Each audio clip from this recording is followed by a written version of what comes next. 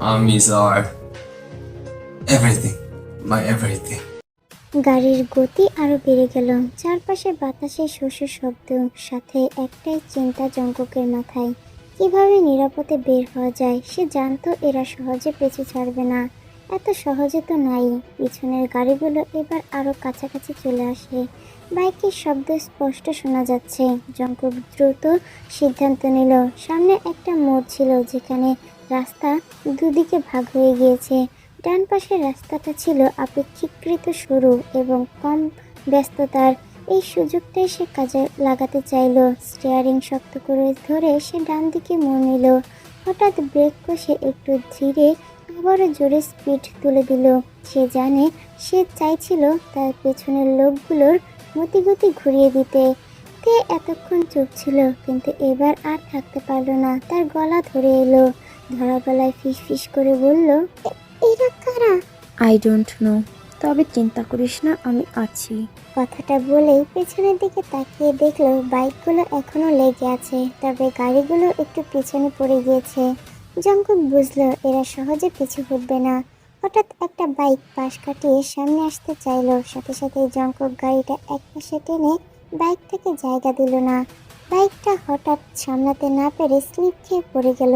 তে আটকে উঠল, কিন্তু কিছু বলল না। তার আঙুলগুলো শক্ত হয়ে সিটের কভার আঁকড়ে ধরে আছে। জঙ্গক এবার আরো একটু জোর গতিতে বাড়ালো।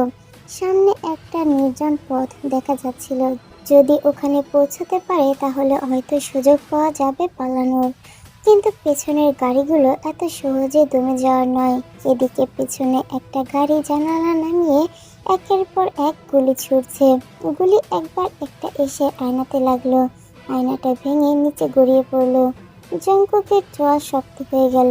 উহ বাস্টার্ড, আই রিটার্ন ইউ। সে দ্রুত ফোন বের করে একটা নম্বর ডায়াল করলো। রিসিভ হতেই বলল, ইমিডিয়েটলি ব্যাকআপ লাগবে, আমি বিপদে আছি। জঙ্গক ফোন কানে ধরে থাকা সত্ত্বেও এক মুহূর্তের জন্য গতি কমায়নি। অন্য পাশ থেকে কেউ একজন রিসিভ করেছে। সে গম্ভীর গলায় বলল, লোকেশন পাঠাচ্ছি, দ্রুত পৌঁছাও। সাথে কথা বলছি। যাদের দরকার তাদের সাথে। তে বুঝতে পারলো জঙ্গক কোনো সাধারণ মানুষ নয়। তার সাথে নিশ্চয়ই এমন কেউ আছে যারা মুহূর্তে যে কোনো পরিস্থিতি সামলাতে পারে। কিন্তু কেন, কিসের জন্য? এদিকে পেছনের গাড়িগুলো আবারও কাছে চলে এসেছে। ওরা সহজে ছাড়বে না। জঙ্গক নিজেই নিজেকে বলল কথাটা। গাড়িটা হঠাৎ বাঁদিকে একটা সরু গলিতে ঢুকলো। সেখানে স্ট্রিট লাইটের আলোগুলো খুবই কম। উদ্দেশ্য ছিল কিছুটা চোখের আড়াল হয়ে যাওয়া। ঠিক তখনই একটা বাইক দ্রুত সামনে এসে রাস্তা ব্লক করে দিল। জঙ্গক দ্রুত ব্রেক কষলো। গাড়িটি একটুর জন্য একটা পুরনো বিল্ডিং এর দেয়ালের সঙ্গে ধাক্কা লাগতে লাগতে বেঁচে গেল। তে ভয়ে শক্ত হয়ে বসে থাকলো, কিন্তু কিছু বলার ভাষা পেল না। এদিকে বাইক থেকে দুজন লোক নামলো, কালো পোশাক ও মুখে মাস্ক পরা। পেছনের গাড়িগুলো একে একে এসে থামলো। 5-6 জন লোক বের হলো। প্রত্যেকের হাতে কিছু না কিছু রয়েছে। কেউ পাইপ, কেউ বা হাতে অস্ত্র নিয়ে দাঁড়িয়ে আছে। বাহ, এত কষ্ট করার পরেও পালাতে পারলি না? সামনে দাঁড়িয়ে থাকা একজন লোক ঠান্ডা গলায় কথাটা বলল। জঙ্গক ধীরে ধীরে গাড়ির দরজা খুলল। চোখে ভয় নেই, কিন্তু মুখটা এখন কঠিন হয়ে গিয়েছে। তের হাত দিয়ে তার হাত বাহু চেপে ধরলো। আস্তে করে বলল, আপনি নামবেন না প্লিজ, দয়া করে কিছু একটা করেন। কিচ্ছু হবে না সোনা, বিশ্বাস রাখ। বস, সব দিক ক্লিয়ার হয়ে গিয়েছে, কিন্তু কিছু লোক পালিয়ে গিয়েছে। আমাদের নির্দেশ কি? একটাও যেন বেঁচে না যায়। তে শিউরে শিউরে উঠল। লোকগুলো আর এক মুহূর্ত দেরি করলো না। কয়েকজন দ্রুত বাইক চালিয়ে পালানো লোকগুলোর পিছু নিল, আর বাকি কয়েকজন কাতরানো লোকদের কাছে গেল। জঙ্গক ধীর পায়ে সামনে এগিয়ে গেল। রাস্তার ধারে পড়ে থাকা একজন লোকের কাছে গিয়ে নিচু হয়ে বলল, তোদের বসকে কে পাঠিয়েছে তোদের? তোকে শেষ করার জন্য আমাদেরকে পাঠানো হয়েছে, কিন্তু জঙ্গক এক লাথিতে লোকটাকে সম্পূর্ণ চুপ করিয়ে দিল। তারপর উঠে দাঁড়িয়ে চারপাশে তাকালো। রাস্তা এখন সম্পূর্ণটাই তাদের নিয়ন্ত্রণে। এসইউভির একজন ড্রাইভার দরজা খুলে বলল, স্যার, এখন কি ফিরে যাবেন? জঙ্গক একবার তের দিকে তাকালো। গাড়ির জানালার ওদিক থেকে সে মুগ্ধ আর আতঙ্ক দৃষ্টিতে তাকিয়েছিল। জঙ্কুক তার দরজা খুলে ভেতরে ঢুকে বসলো। গাড়ি ধীরে ধীরে সামনে এগিয়ে যেতে লাগলো। তে একবার চোখ বন্ধ করলো, তারপর আস্তে করে বলল, আপনি আসলে কে জঙ্কুক? জঙ্কুক মৃদু হাসলো কিন্তু কিছুই বলল না। গাড়ির গতি বাড়তে থাকলো আর অন্ধকার রাস্তার ধারে পড়ে থাকা বিপক্ষের লোকদের জ্বলন্ত ছায়ার মতো রয়ে গেল পিছনের স্মৃতিগুলো। জঙ্কুক নিশ্চুপ, এক হাত জানালার পাশে রেখে বাইরের দিকে তাকিয়ে আছে। মনে হচ্ছে তার মাথার ভেতরে হাজারো চিন্তা ঘুরপাক খাচ্ছে। তে আস্তে করে আবার জিজ্ঞাসা করলো, কে আপনি? আসলে বলবেন সত্যিটা? জঙ্কুক চোখ সরিয়ে তাকালো তার দিকে। চোখের গভীরতা অনেক বেশি, যেন এক অজানা অতীতের ছায়া লুকিয়ে আছে। তারপর আস্তে করে বলল, তোর সত্যিটা জানার সময় হয়নি তে, তবে এইটুকু জেনে রাখ, আমি যা করছি সবটা তোর জন্যই করছি। তবে কি একটা ঝুঁকি নিচ্ছেন? জঙ্কুক কিছুই বলল না, শুধু একটুখানি হাসলো। এসইভিটা একটা বড় গেটের সামনে এসে থামলো। ভারী লোহার গেট দুপাশে সরে যেতে গাড়িটা ভেতরে ঢুকলো। ভেতরে ঢুকতেই দেখলো একটা বিশাল জায়গা, চারপাশে অন্ধকারের মাঝে শুধু কয়েকটা উজ্জ্বল আলোর ঝলকানি। একটা বড় দোতলা বাড়ি, যার সামনে একজন অস্ত্রধারী লোক টহল দিচ্ছে। তে এবার বুঝতে পারলো সে এমন একটা জায়গায় এসে পৌঁছেছে যেখান থেকে হয়তো তার পলানোর পথটা খুব একটা সহজ হবে না। এসইভির দরজাটা খুলে দিল একটা লোক। জঙ্কুক নামলো, তারপর তের জন্য সে হাত বাড়িয়ে দিল। তে কোনো দ্বিধা না করেই নেমে আসলো। ভেতরে চল। তের মনে হাজারটা প্রশ্ন, কিন্তু এখন প্রশ্ন করার সাহস নেই তার।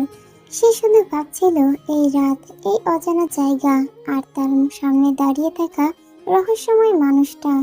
তে চারপাশে তাকিয়ে বুঝতে পারছিল না এটা আসলে কোথায়। জায়গাটা খুবই নির্জন, অথচ ভীষণ ভীষণ সুরক্ষিত।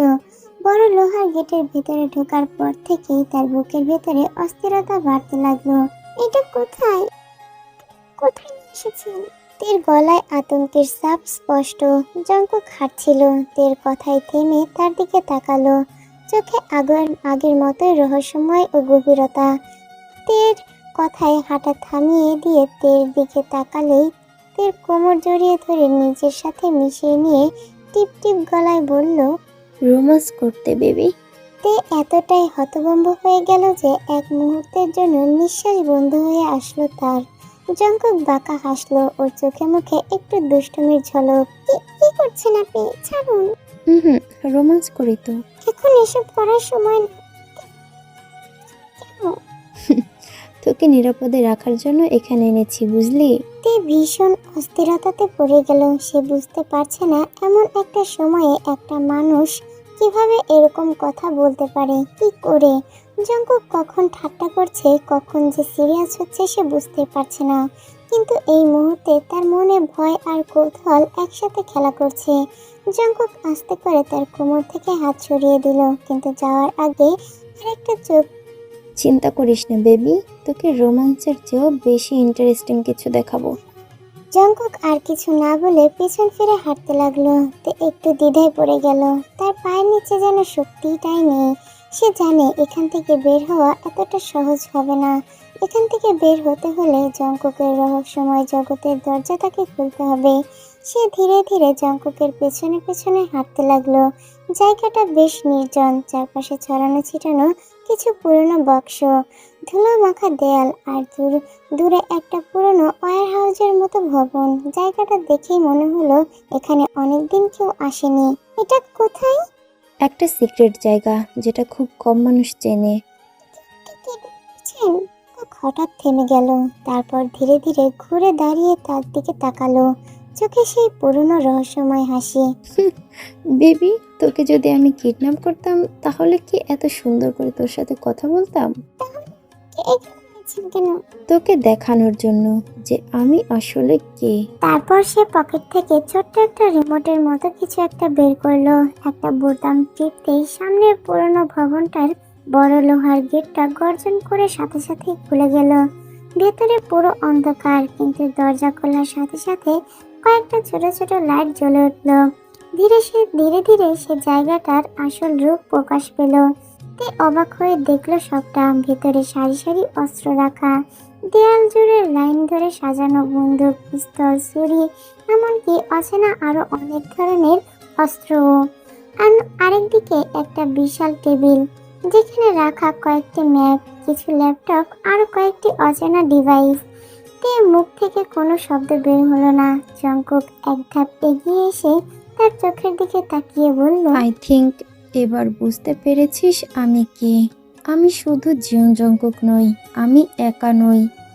এই জগতের মানুষ আমি, যেখানে নিয়ম ভাঙা হয়, যেখানে বাঁচতে হলে একটাই নিয়ম, যতক্ষণ তুমি স্বীকার করছো ততক্ষণ তুমি নিজেকে শিকার হওয়া থেকে বাঁচাতে পারবে।